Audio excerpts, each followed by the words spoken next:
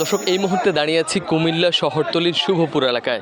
আমরা বেশ কয়েকদিন আগেই স্টার নিউজের লাইভে দেখিয়েছিলাম কুমিল্লার আদর্শ সদর উপজেলার পাঁচথবি ইউনিয়নের চাঁদপুর এলাকাসহ এবং আশপাশের কয়েকটি এলাকার তীব্র জলজটের কথা। এরপরেই সেটি কিন্তু দেশ জুড়ে এই ঘটনাটি কিন্তু ছড়িয়ে পড়ে।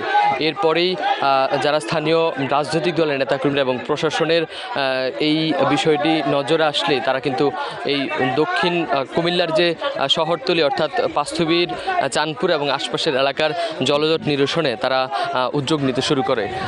এরপরে আমরা দেখেছি প্রশাসনের পক্ষ থেকে উপজেলা প্রশাসনের কর্মকর্তারা এসছেন এবং তারা এই এলাকার অর্থাৎ শুভপুর সহ আশপাশে যে চাঁদপুর এলাকা রয়েছে সেই এলাকাগুলির যে জলজট নিরসন সেটির জন্য কিন্তু তারা কাজ করছিল।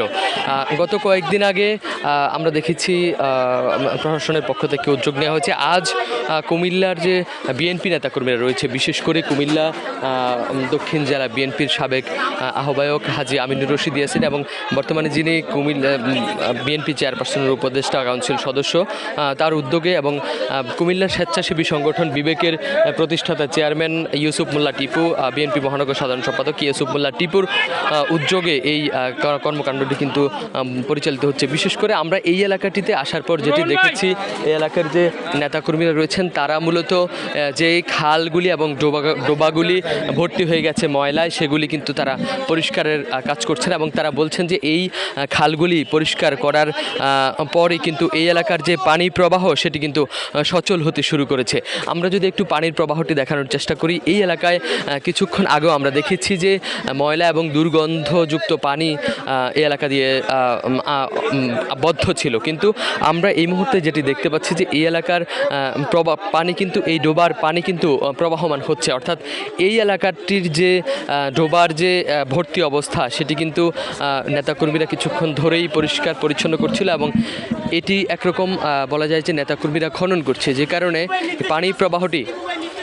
পানি প্রবাহটি কিন্তু সচল হচ্ছে।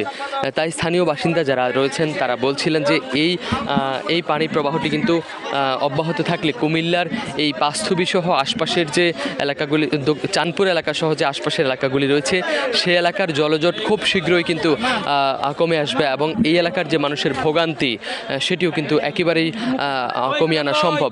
এবং আমরা কিছুক্ষণ আগেই বিএনপি নেতাকর্মীদের সঙ্গে কথা বলেছিলাম, তারা আমাদেরকে জানিয়েছে এই যে কার্যক্রম সেটি কিন্তু অব্যাহত থাকবে এবং এই কার্যক্রম অব্যাহত থাকলে স্থানীয় বাসিন্দারা বলছেন যে এই কার্যক্রম যদি অব্যাহত থাকে তাহলে এই এলাকার যে জলজটের যে ভোগান্তি সেটি কিন্তু একেবারেই কমে আসবে।